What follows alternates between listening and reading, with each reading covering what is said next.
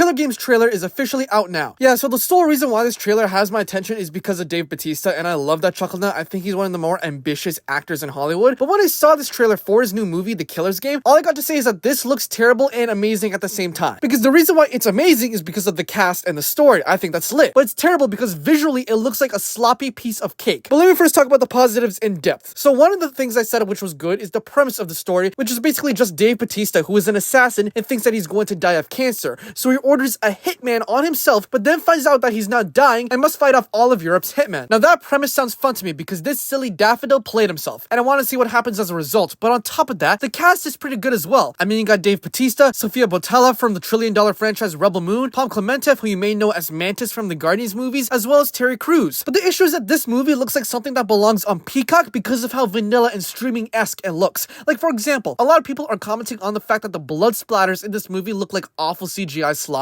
which they obviously do, so I hope that they can fix it before the movie comes out. And other people are also calling this just another John Wick ripoff, but instead this version is just a little bit more funny. And others are upset that the plot is predictable solely based off the trailer, because the plot twist was revealed within the trailer, that being Dave Bautista not being dead and him ordering hitmen on himself for nothing. But here's my final stance on this movie. I think they will fix the blood CGI before the movie comes out, which is good. And I also don't think this is a John Wick ripoff because I see it as something similar to Red Notice but better. And in terms of the twist being spoiled, well, I don't think anything was spoiled because the twist is the premise. However, I still think this movie belongs on a streaming service. I am probably not going to watch this in theaters because going to the theaters is expensive and Transformers 1 is coming out on the same day. So why would I be bothered watching a movie like that in theaters when I could get the same experience watching, I don't know, Hitman's Bodyguard? So overall, it looks good and I will watch it, but it won't work that hard to try to watch it.